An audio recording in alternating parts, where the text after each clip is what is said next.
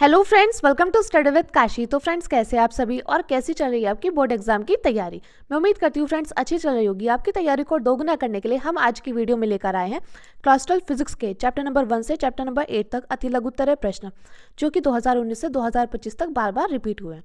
तो चलिए फ्रेंड्स, हम अपनी वीडियो को स्टार्ट करते हैं। देखिए, इसमें हमारा प्रश्न नंबर 1 है, वैद्युच्छेद की तीव्रता की परिभाषा में मात्रक लिखिए। और फ्रेंड्स, अगर आप हमारे चैनल पर नए हैं तो प्लीज़ हमारे चैनल को सब्सक्राइब कीजिएगा और वीडियो को लाइक शेयर कमेंट करना मत भूलिएगा और वीडियो में लास्ट तक जरूर बने रहें। तो देखिए, फर्स्ट क्वेश्चन है, वैद्युच्छेद की तीव्रता की परिभाषा व मात्रक लिखिए। तो हम ब्लैक पेन से हेडिंग डालते हैं वैद्युच्छेद की तीव्रता। तो वैद्युच्छेद में किसी बिंदु पर रखे धन परीक्षण आवेश पर लगने वाले बल को वैद्युच्छेद की तीव्रता कहते हैं। किसे कहते हैं? वैद्युच्छेद में स्थित किसी बिंदु पर रखे धन परीक्षण आवेश पर लगने वाले बल को वैद्युच्छेद की तीव्रता कहते हैं। और इसे किससे प्रदर्शित करते हैं? इसे हम ई से प्रदर्शित करते हैं। तो देखिए, वैद्युच्छेद की तीव्रता क्या होता है? ई होता है। ठीक है।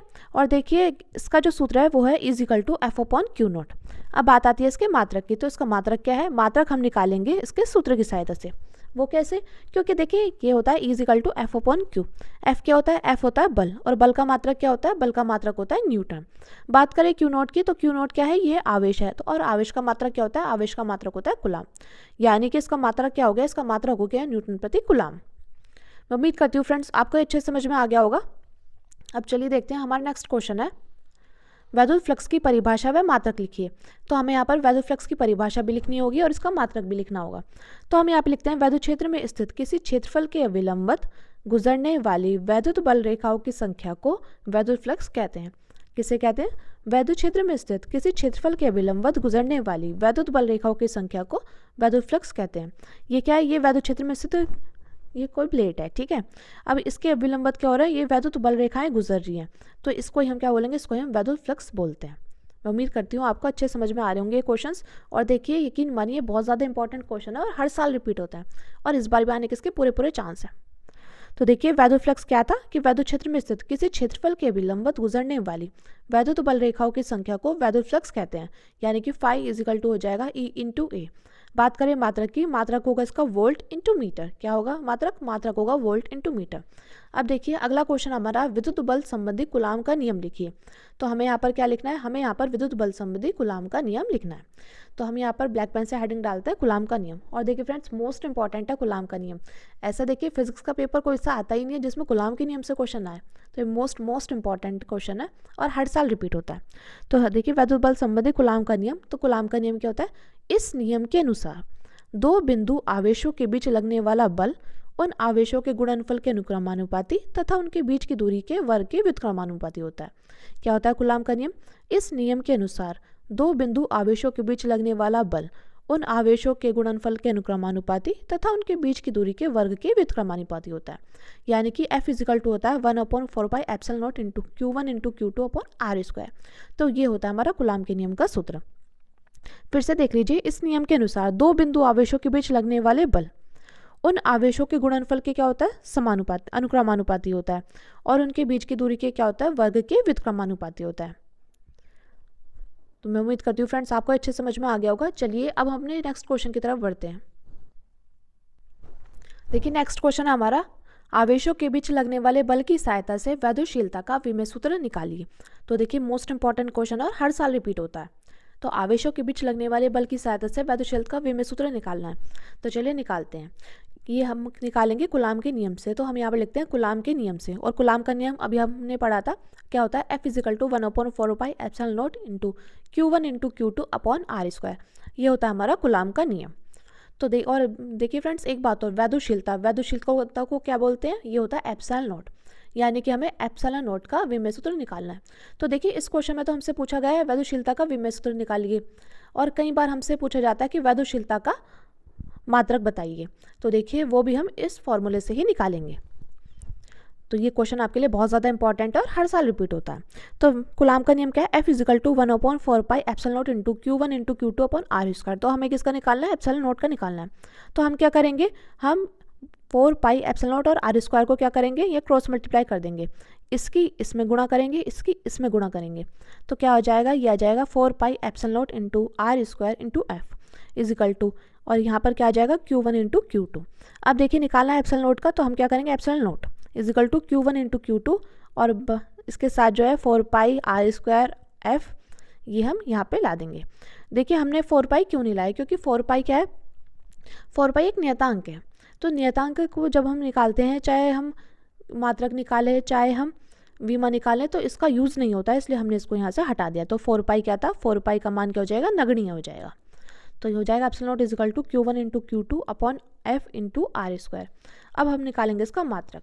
अब देखिए Q1 और Q2 क्या है, ये है आवेश, और आवेश का मात्रक क्या होता है, कुलाम। तो हो जाएगा coulomb into coulomb upon F क्या है, F है बल, तो और बल का मात्रक क्या होता है, न्यूटन होता है। और बात करें आर की, आर क्या है, आर दूर की है, तो इसका मात्रक होगा मीटर स्क्वायर। तो ये क्या हो जाएगा, coulomb into coulomb upon newton into metre का स्क्वायर। तो यानी कि एप्सिलॉन नॉट का मान निकल कर आ गया कुलाम स्क्वायर प्रति न्यूटन इंटू मीटर स्क्वायर। और बात करें इसकी विमा की, तो देखिए इसकी विमा क्या होगी, विमा होगी इसकी कुलाम। देखिए आवेश की विमा क्या होती है, हम जानते हैं Q इजिकल टू क्या होता है, सॉरी Q इजिकल टू होता है हमारा IT, ठीक है। Q इजिकल टू होता है IT, तो T क्या है, समय, तो T तो ऐसा कैसे रहेगा, I क्या है, I धारा है, और धारा में क्या आएगा, एम्पेयर, तो हो जाएगा AT। तो यहाँ पर देखिए कुलाम क्या थे, 2 थे, तो इसलिए आ गया A स्क्वायर T स्क्वायर। अब देखिए बात करें न्यूटन की, तो बल का जो V में सूत्र होता है वो होता है mL T की पावर -2, और मीटर का क्या होता है L स्क्वायर। तो ये देखिए ये M क्या है, सबसे पहले हम M लिखेंगे, तो M देखिए ये है नीचे, तो ऊपर की तरफ जाएगा, तो यहाँ ये तो प्लस का 1 है, ऊपर की तरफ जाएगा माइनस का 1 हो जाएगा, ठीक है।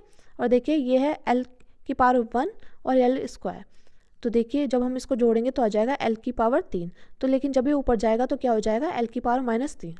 अब देखिए T यहाँ पर स्क्वायर है, अपॉन में क्या है, T -2 है, तो ये जब ऊपर जाएगा, ये माइनस का 2 ऊपर जाएगा तो हो जाएगा प्लस का 2 बन जाएगा, यानी कि T की पावर 4 हो जाएगा।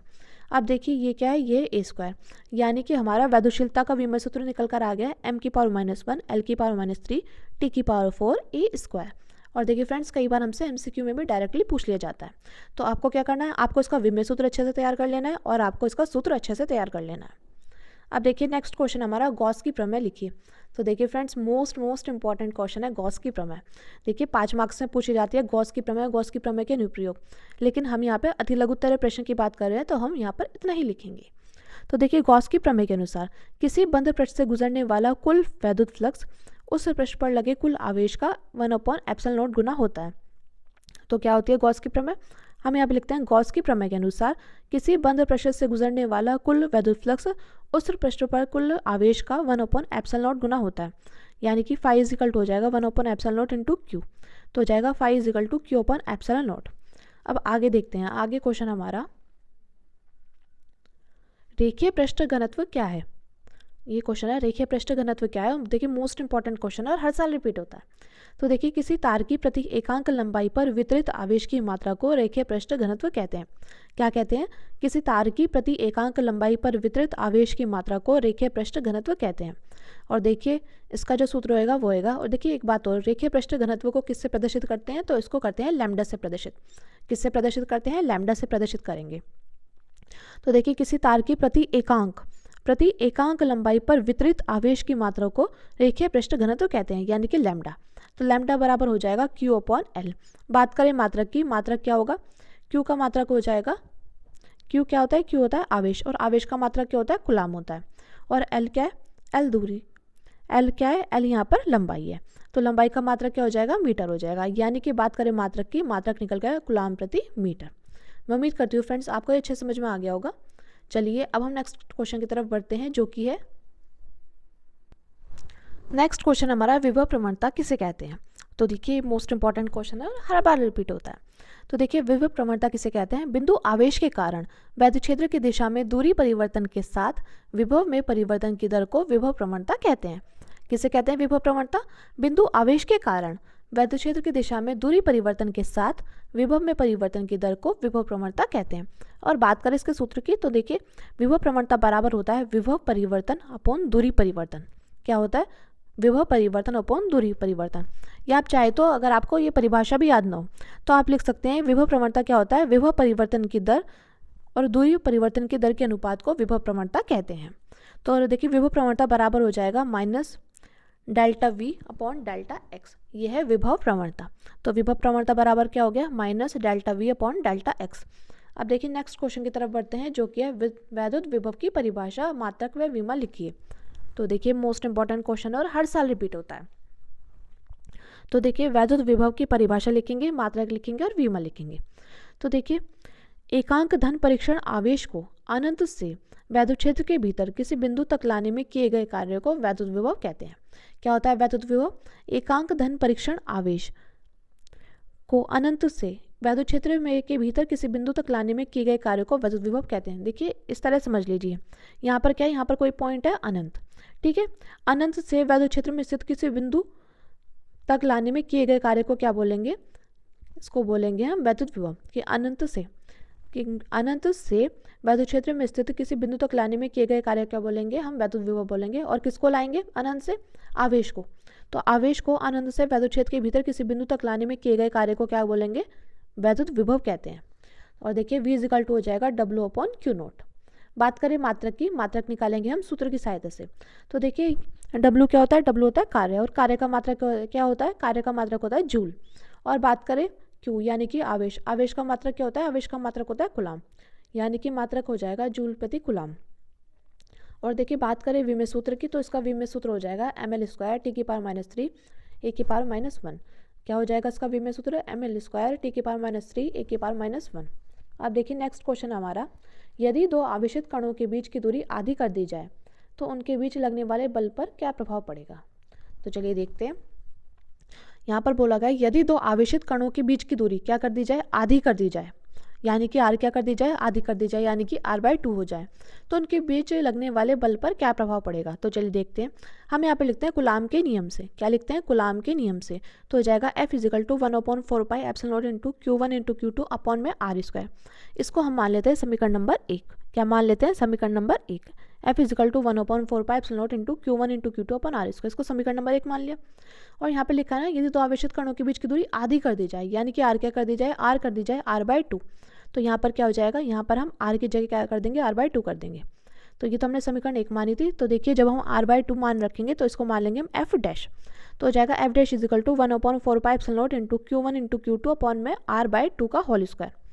तो जब हम इसको खोलेंगे हो जाएगा r²/4। तो देखिए ये यही हमने यहाँ पर लिख दिया F' = 1/4πε0 Q1 × Q2 अपॉन में r²/4। अब देखिए यहाँ पर F', अब ये क्या है? ये जो अपॉन में 4 है ये चला जाएगा ऊपर, तो हो जाएगा F' = 4। और बाकी देखिए 1/4πε0 ऐसा कैसी into Q1 × Q2 upon r²। तो ये किसके बराबर आ गया? ये आ गया हमारा इक्वेशन नंबर 1 के, यानी कि F के बराबर आ गया ये मान। तो हम लोग क्या करेंगे? हम लोग यहाँ पर F रख देंगे। तो हो जाएगा F' = 4F, यानी कि बल कितने गुना हो जाएगा? बल हो जाएगा 4 गुना हो जाएगा। तो आप आंसर में लिखेंगे यदि आवेशित कणों के बीच की दूरी आधी कर दी जाए तो उनके बीच लगने वाले बल पर क्या प्रभाव पड़ेगा? बल 4 गुना हो जाएगा। मैं उम्मीद करती हूँ फ्रेंड्स आपको ये क्वेश्चन अच्छे से समझ में आ गया होगा। चलिए अब हम आगे बढ़ते हैं। अब देखिए अगला है हमारा प्रश्न, आवेशित समांतर प्लेट संधारित्र की प्लेटों के बीच वैद्युत क्षेत्र में ऊर्जा घनत्व का सूत्र लिखिए। तो हम यहाँ पर सूत्र लिखते हैं, आवेशित समांतर प्लेट संधारित्र की प्लेटों के बीच वैद्युत क्षेत्र में ऊर्जा घनत्व का सूत्र लिखते हैं। तो देखिए ये हो जाएगा U = ½ ε0 E²। क्या हो जाएगा? U = ½ ε0 E²। अब देखिए अगला क्वेश्चन हमारा, मुक्त इलेक्ट्रॉनों के अनुगमन वेग से आप क्या समझते हैं? तो देखिए ये परिभाषा मोस्ट इंपॉर्टेंट और हर साल रिपीट होती है। तो देखिए मुक्त इलेक्ट्रॉनों के अनुगमन वेग से आप क्या समझते हैं? तो देखिए वैद्युत क्षेत्र के विपरीत दिशा में इलेक्ट्रॉनों का औसत वेग अनुगमन वेग कहलाता है। क्या कहलाता है? वैद्युत क्षेत्र के विपरीत दिशा में इलेक्ट्रॉनों का औसत वेग अनुगमन वेग कहलाता है। अब देखिए अगला क्वेश्चन हमारा, किसी चालक के सिरों के बीच विभवांतर तथा मुक्त इलेक्ट्रॉनों के अनुगमन वेग के बीच संबंध लिखिए। तो हमें यहाँ पर किसी चालक के सिरों के बीच विभवांतर और मुक्त इलेक्ट्रॉनों के अनुगमन वेग के बीच संबंध लिखना है। तो वो हम यहाँ पर लिखते हैं विभवांतर तथा इलेक्ट्रॉनों के अनुगमन वेग में संबंध। क्या होता है विभवांतर और इलेक्ट्रॉनों के अनुगमन वेग में संबंध? VD = EV/ml × τ। इसको बोलते हैं टाउ। तो देखिए VD = EV/ml × τ। अब हम यहाँ पर इसकी नेमिंग कर देते हैं। यहाँ पर VD क्या है? VD है अनुगमन वेग। बात करें E की, E है इलेक्ट्रॉन। और बात करें V की, V है विभवांतर। बात करें स्मॉल m की, स्मॉल m है द्रव्यमान। और टाउ क्या है? टाउ यहाँ पर शांतिकाल है। क्या है टाउ यहाँ पर? शांतिकाल। तो इसके बीच में संबंध क्या है? विभवांतर और किसी चालक के सिरों के बीच विभवांतर और मुक्त इलेक्ट्रॉनों के अनुगमन वेग के बीच संबंध है VD = EV/ml × टाउ। मैं उम्मीद करती हूँ फ्रेंड्स आपको ये अच्छे से समझ में आ गया होगा। अब चलते हैं अगले क्वेश्चन की तरफ, जो कि है विद्युत धारा तथा अनुगमन वेग के बीच संबंध लिखिए। तो हमें यहाँ पर विद्युत धारा और अनुगमन वेग के बीच संबंध लिखना है। तो चलिए लिखते हैं। हम यहाँ पर लिखते हैं विद्युत धारा तथा अनुगमन वेग में संबंध। तो ये हो जाएगा I = NE/AVD। क्या हो जाएगा फ्रेंड्स? I = NE/AVD, जहाँ पर I क्या है? I हमारी धारा है, A क्या है? A क्षेत्रफल है, N क्या है? N इलेक्ट्रॉनों की संख्या है, और VD क्या है? VD हमारा अनुगमन वेग है। तो हम यहाँ पे लिखते हैं विद्युत धारा और अनुगमन वेग के बीच संबंध। तो क्या हो जाएगा? विद्युत धारा और अनुगमन वेग में संबंध हो जाएगा I = NE/AVD, जहाँ पर I क्या है? I धारा है, A क्षेत्रफल है, N इलेक्ट्रॉन की संख्या है, और VD क्या है? VD हमारा अनुगमन वेग है। अब चलते हैं नेक्स्ट क्वेश्चन की तरफ, जो कि है अगला क्वेश्चन है आवेशित कण के अनुगमन वेग तथा धारा घनत्व के बीच संबंध लिखिए। तो हम यहाँ पर आवेशित कण के अनुगमन वेग और धारा घनत्व के बीच संबंध लिखते हैं। तो हम यहाँ पे लिखते हैं अनुगमन वेग तथा धारा घनत्व में संबंध। तो ये हो जाएगा J = I/A। J क्या है यहाँ पर? J है धारा घनत्व, और देखिए I क्या हो जाएगा? I हो जाएगा NE/AVD, क्योंकि देखिए अभी हमने पिछले क्वेश्चन में देखा था विद्युत धारा और अनुगमन वेग के बीच संबंध। तो वो क्या था? वो था I = NE/AVD, जहाँ पर N था इलेक्ट्रॉन की संख्या, A था क्षेत्रफल, VD था अनुगमन वेग, और I क्या था? I था धारा। तो देखिए ये हो जाएगा अनुगमन वेग और धारा घनत्व के बीच संबंध J = I/A। I की जगह हमने रख दिया ये NE/AVD, तो J = हो जाएगा NE/AVD/A, यानी कि A से A कैंसिल। तो यहाँ पर क्या हो जाएगा? यहाँ हो जाएगा J = NE/VD, जहाँ J क्या है? J हमारा धारा घनत्व है। क्या है J? J है धारा घनत्व। अब देखिए अगला क्वेश्चन हमारा ओमीय प्रतिरोध क्या है? ओमीय प्रतिरोध के लिए वोल्टता तथा धारा के बीच ग्राफ कीजिए। तो हम यहाँ पे लिखते हैं ऐसा प्रतिरोध जो ओम के नियम का पालन करता है उसे ओमीय प्रतिरोध कहते हैं। क्या कहते हैं? ऐसा प्रतिरोध जो ओम के नियम का पालन करता है उसे ओमीय प्रतिरोध कहते हैं। और अब हम इसके बीच ग्राफ खींचते हैं। तो देखिए ग्राफ ओमीय प्रतिरोध के लिए वोल्टता तथा धारा के बीच ग्राफ क्या होगा? देखिए ग्राफ को हम कुछ इस प्रकार करेंगे, इधर है वोल्टता और इधर है धारा।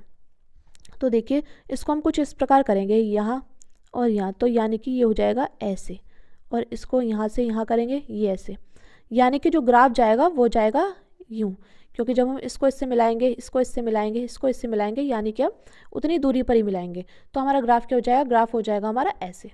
तो ये है ओमीय प्रतिरोध, और ओमीय प्रतिरोध के लिए वोल्टता और धारा के बीच ग्राफ। मैं उम्मीद करती हूँ फ्रेंड्स आपको अच्छे समझ में आ गया होगा। चलिए अब हम आगे बढ़ते हैं। धातु की किसी तार की लंबाई खींचकर दोगुनी कर दी जाती है तो तार का प्रतिरोध कितना गुना हो जाएगा? तो देखिए फ्रेंड्स मोस्ट इंपॉर्टेंट है और हर साल रिपीट होता है, क्योंकि देखिए ये क्वेश्चन ऐसा है कि MCQ में डायरेक्टली पूछा जाता ही है। चाहे आप 2025 का पेपर उठाकर देख लें, 24 का पेपर उठाकर देख लें, 19 का पेपर उठाकर देख लें, 22 का पेपर उठाकर देख लें, ये क्वेश्चन ऐसा है कि हर साल रिपीट होता है। तो देखिए हम यहाँ पर करते हैं धातु के किसी तार की लंबाई खींचकर दोगुनी कर दी जाती है तो तार का प्रतिरोध कितना गुना हो जाएगा? तो हम यहाँ पर लिखते हैं यदि किसी तार की लंबाई खींचकर n गुना कर दी जाती है तो नया प्रतिरोध यानी कि R' वो कितना हो जाएगा? n² × पुराना प्रतिरोध। क्या हो जाएगा? नया प्रतिरोध यानी कि R' = हो जाएगा n² × पुराना प्रतिरोध। और यहाँ पर n क्या है? n है यहाँ पर 2। क्या है फ्रेंड्स? यहाँ पर n है 2, तो हो जाएगा R' = n² × R। n क्या है? यहाँ पर 2 है, तो R' = 2 का स्क्वायर × R हो जाएगा। तो ये हो जाएगा R' = 4R, यानी कि कितना हो जाएगा? ये हो जाएगा 4 गुना। कितना हो जाएगा फ्रेंड्स? ये हो जाएगा 4 गुना। तो यदि किसी तार की लंबाई खींचकर n गुना कर दी जाती है तो नए प्रतिरोध का सूत्र आप यहाँ पर लिख लीजिए, क्योंकि यहाँ पर तो हमसे 2 गुना पूछा है, कई बार हमसे इसका आधा ही पूछ सकता है, तो आपको इसी तरह सॉल्व करना होगा।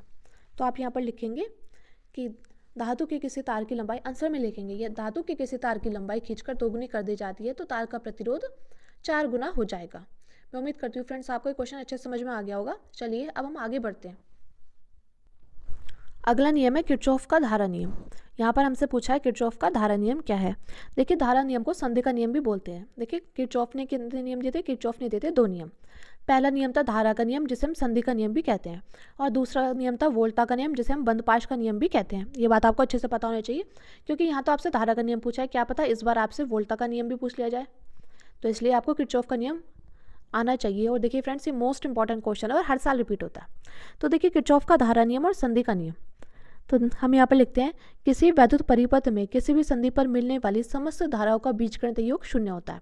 क्या होता है? किसी वैद्युत परिपथ में किसी भी संधि पर मिलने वाली समस्त धाराओं का बीजगणितीय योग क्या होता है, शून्य होता है।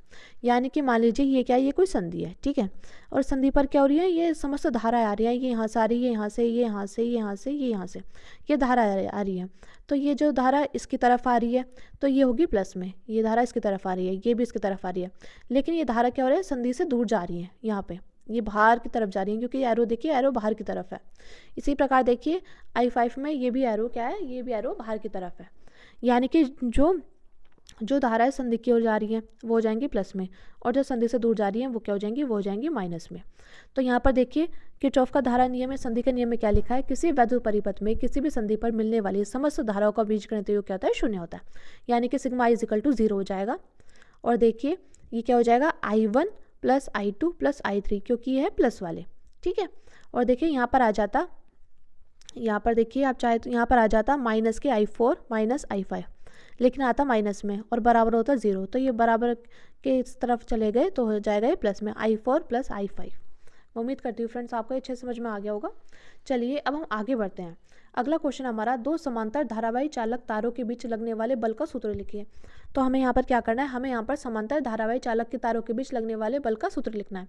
तो हम यहाँ पर लिखते हैं, दो समांतर धारावाही चालक तारों के बीच लगने वाला बल हो जाएगा F = μ0/2π × I1 × I2 अपॉन में R × L। तो ये हो जाएगा दो समांतर धारावाही चालक तारों के बीच लगने वाले बल का सूत्र F = μ0/2π I1 × I2 अपॉन में R × L। अगर देखिए ये तो हो गया दो समांतर धारावाही चालक तारों के बीच लगने वाले बल का सूत्र। लेकिन अगर पूछे प्रति एकांक लंबाई पर पूछे तो क्या होगा, ये हो जाएगा, इसको L को हम नीचे ले आएंगे, क्योंकि प्रति एकांक लंबाई क्या होती है, L होती है। तो यानी कि अगर पूछे प्रति एकांक लंबाई पर पूछे तो हो जाएगा F/L = μ0/2π × I1 × I2 अपॉन में R। तो आप चाहे तो ये वाला सूत्र लिख सकते हैं, ये वाला सूत्र लिख सकते हैं, दोनों ही इंपॉर्टेंट है। और अगर आपने इनमें से एक भी लिखा है तो आपको पूरे में से पूरे मार्क्स मिलेंगे। अब देखिए अगला क्वेश्चन हमारा, प्रति चुंबकीय, अनुचुंबकीय तथा लोह चुंबकीय प्रति चुंबकीय, अनुचुंबकीय तथा लोह चुंबकीय प्रत्येक पदार्थ का एक उदाहरण दीजिए। हमें एक उदाहरण देना है। यहाँ पर तो देखिए हमसे एक पूछा है, कि आप तो अगली बार हमसे दो भी पूछ सकते हैं, तो इसलिए मैंने यहाँ पर 3 से 4 लिखे हैं। तो देखिए हम यहाँ पर प्रति चुंबकीय में लिखते हैं सोना, चांदी, हीरा। क्या होता है प्रति चुंबकीय में, प्रति चुंबकीय में होता है सोना, चांदी, हीरा। और बात करें अनुचुंबकीय की, अनुचुंबकीय में होगा सोडियम लवण का विलयन और कॉपर सल्फेट। अनुचुंबकीय में क्या होगा, अनुचुंबकीय में होगा सोडियम लवण का विलयन, कॉपर सल्फेट। और बात करें लोह चुंबकीय, लोह चुंबकीय का उदाहरण है लोहा, निकिल, कोबाल्ट आदि। लोह चुंबकीय का उदाहरण क्या है, लोह चुंबकीय का उदाहरण है लोहा, निकिल, कोबाल्ट आदि। तो ये है प्रति चुंबकीय, अनुचुंबकीय, लोह चुंबकीय के उदाहरण। प्रति चुंबकीय का था सोना, चांदी, हीरा। अनुचुंबकीय का था सोडियम लवण का विलयन, कॉपर सल्फेट। और लोह चुंबकीय का था लोहा, निकिल, कोबाल्ट आदि। अब देखिए हमारा अगला क्वेश्चन है, अगला क्वेश्चन हमारा, प्रत्यावर्ती धारा के वर्ग माध्य मूल मान तथा शिखर मान में संबंध लिखिए। तो हम यहाँ पर प्रत्यावर्ती धारा के वर्ग माध्य मूल मान और शिखर मान में संबंध लिखते हैं। तो हम यहाँ पे लिखते हैं प्रत्यावर्ती धारा। तो देखिए IRMS बराबर हो जाएगा I0/√2, जहाँ पर IRMS क्या है, धारा का वर्ग माध्य मूल मान है। IRMS क्या है, धारा का वर्ग माध्य मूल मान है। और बात करें I0 की, I0 क्या है, I0 है धारा का शिखर मान। क्या है फ्रेंड्स, I0 है धारा का शिखर मान। तो देखिए हमें यहाँ पर सूत्र बताना था, प्रत्यावर्ती धारा के वर्ग माध्य मूल मान और शिखर मान में संबंध बताना था। तो हो जाएगा IRMS = I0/√2। फ्रेंड्स देखिए मैंने यहाँ पर नोट करके लिखा है कि यदि यहाँ पर तो पूछा है प्रत्यावर्ती धारा के वर्ग माध्य मूल मान और शिखर मान में संबंध, लेकिन देखिए ऐसे ही सूत्र होता है, डायरेक्टली प्रत्यावर्ती वोल्टा का पूछे तो इनके बीच संबंध हो जाएगा VRMS = V0/√2। ठीक है फ्रेंड्स, और देखिए सेम ही होता है, VRMS = V0/√2। और यहाँ पर VRMS क्या होगा, VRMS होगा वोल्टा का वर्ग माध्य मूल मान, और V0 क्या होगा, V0 होगा वोल्टा का शिखर मान। मैं उम्मीद करती हूँ आपको अच्छे समझ में आ गया होगा। चलिए अब हम आगे बढ़ते हैं। अगला क्वेश्चन हमारा, LR परिपथ तथा LCR परिपथ की प्रतिबाधा के लिए सूत्र लिखिए। तो हम यहाँ पर LR परिपथ और LCR परिपथ के प्रतिबाधा के लिए सूत्र लिखते हैं। तो LR परिपथ क्या होता है, LR होता है Z √√R² + XL। क्या होता है, Z √√R² + XL²। ठीक है, और बात करें LCR परिपथ की प्रतिबाधा के लिए सूत्र, तो ये जाएगा Z √√R² + XL - C bracket बंद का होल स्क्वायर। तो ये हमारे इनके सूत्र होते हैं। LR परिपथ का था Z इजकल टू रूट में R² प्लस XL का होल स्क्वायर, और बात करें LCR परिपथ का था Z इजकल टू रूट में R² plus XL minus XC bracket बंद स्क्वायर। यहाँ पर क्या है, यहाँ पर XL क्या है, XL प्रेरक की प्रतिघात है, ये हो जाएगा XL बराबर हो सकता है ओमेगा, होता है मतलब ओमेगा L, और ये XC क्या है, XC है धारित्य प्रतिघात, तो ये जाएगा XC बराबर हो जाएगा 1/ओमेगा C। अब देखिए अगला क्वेश्चन हमारा, विस्थापन धारा क्या है इसका सूत्र लिखिए। तो हम यहाँ पर लिखेंगे विस्थापन धारा क्या है और इसका सूत्र। तो वह धारा जो परिवर्तनशील विद्युत क्षेत्र के कारण उत्पन्न होता है उसे विस्थापन धारा कहते हैं। तो विस्थापन धारा क्या होती है, वह धारा जो परिवर्तनशील विद्युत क्षेत्र के कारण उत्पन्न होती है उसे विस्थापन धारा कहते हैं। तो यहाँ पर हो जाएगा ID is equal to d phi e upon d t into epsilon not. तो ये हमारा विस्थापन धारा का सूत्र है, क्योंकि हमें यहाँ पर सूत्र भी बताना था। तो विस्थापन धारा क्या है, वह धारा जो परिवर्तनशील विद्युत क्षेत्र के कारण उत्पन्न होती है उसे विस्थापन धारा कहते हैं। ID is equal to d phi e upon d t into epsilon not. अब देखिए नेक्स्ट क्वेश्चन हमारा, एक्स किरणों के दो प्रमुख उपयोग लिखिए। तो एक्स किरणों के हमें यहाँ पर दो उपयोग लिखने हैं। फर्स्ट है वैज्ञानिक अनुसंधान में, दूसरा है चिकित्सा के क्षेत्र में। तो एक्स किरणों के दो प्रमुख उपयोग क्या है, वैज्ञानिक अनुसंधान में और चिकित्सा के क्षेत्र में। अब देखिए फ्रेंड्स हमारा नेक्स्ट क्वेश्चन है, नेक्स्ट क्वेश्चन हमारा विद्युत चुंबकीय प्रेरण में लेंज का नियम क्या है। तो देखिए फ्रेंड्स मोस्ट इंपॉर्टेंट है लेंज का नियम, और हर साल रिपीट होता है, चाहे पेपर साल 2025 का उठा लो, 19 का उठा लो, 17 का उठा लो, 24 का उठा लो, लेंज का नियम आपको रिपीट देखने को मिलेगा ही। तो देखिए हमें यहाँ पर लेंज का नियम लिखना है, विद्युत चुंबकीय प्रेरण में लेंज का नियम। तो हम यहाँ पर लिखते हैं, किसी परिपथ में प्रेरित विद्युत वाहक बल अथवा प्रेरित धारा की दिशा सदैव ऐसी होती है कि यह उस कारण का विरोध करती है जिससे वह स्वयं उत्पन्न होती है, इसे हम लेंज का नियम कहते हैं। तो लेंज का नियम क्या होता है, किसी परिपथ में प्रेरित विद्युत वाहक बल अथवा प्रेरित धारा की दिशा सदैव ऐसी होती है कि यह उस कारण का विरोध करती है जिससे वह स्वयं उत्पन्न होती है, इसे हम लेंज का नियम कहते हैं। तो ये होता है लेंज का नियम। अब देखिए अगला क्वेश्चन हमारा, स्वप्रेरण गुणांक क्या है। तो देखिए हम यहाँ पे लिखते हैं स्वप्रेरण गुणांक। तो किसी कुंडली का स्वप्रेरण गुणांक उस प्रेरित विद्युत वाहक बल के संख्यात्मक मान के बराबर होता है जो कि उस कुंडली में धारा परिवर्तन की दर एकांक होने पर उत्पन्न होता है। तो स्वप्रेरण गुणांक क्या होता है, किसी कुंडली का स्वप्रेरण गुणांक उस प्रेरित विद्युत वाहक बल के संख्यात्मक मान के बराबर होता है। क्या होता है, उस प्रेरित विद्युत वाहक बल के संख्यात्मक मान के बराबर होता है जो कि उसी कुंडली में धारा परिवर्तन की दर एकांक होने पर उत्पन्न होता है। यानी कि L इजिकल टू हो जाएगा minus E upon delta I upon delta T, या आप चाहे तो सूत्र को ऐसे भी लिख सकते हैं, L is equal to minus E upon d I upon d t. इसका मात्रक की बात करें, मात्रक होता है हेनरी, जिसे हम H से प्रदर्शित करते हैं। अब देखिए अगला क्वेश्चन हमारा, ट्रांसफार्मर किस सिद्धांत पर कार्य करता है, इसके परिणाम अनुपात लिखिए। तो देखिए ट्रांसफार्मर बहुत ज़्यादा इंपॉर्टेंट है और डायरेक्टली हमसे कभी कभी 3 मार्क्स कभी कभी 5 मार्क्स में पूछ ले जाता है। तो देखते हो ट्रांसफार्मर क्या होता है।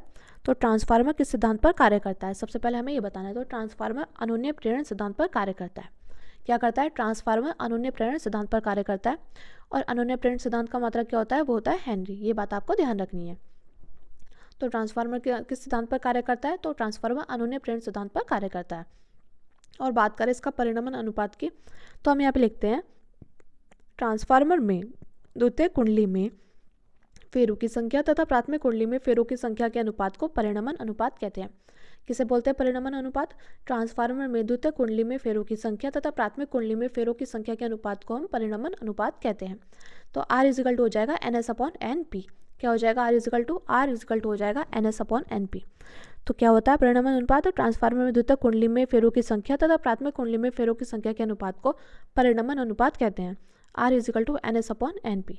तो फ्रेंड्स ये थे हमारे चैप्टर नंबर 1 से चैप्टर नंबर 8 तक मोस्ट इंपॉर्टेंट अधोलघु उत्तर प्रश्न जो कि हर साल रिपीट होता है। और फ्रेंड्स अगर आपको उसका सेकंड पार्ट भी चाहिए तो आप कमेंट करके ज़रूर बताना। और फ्रेंड्स वीडियो कैसी लगी ये भी आप ज़रूर बताना, और आप कहाँ से और इस बार आपका फिजिक्स में कितने मार्क्स लाने का टारगेट है यह भी आप कमेंट करके ज़रूर बताना।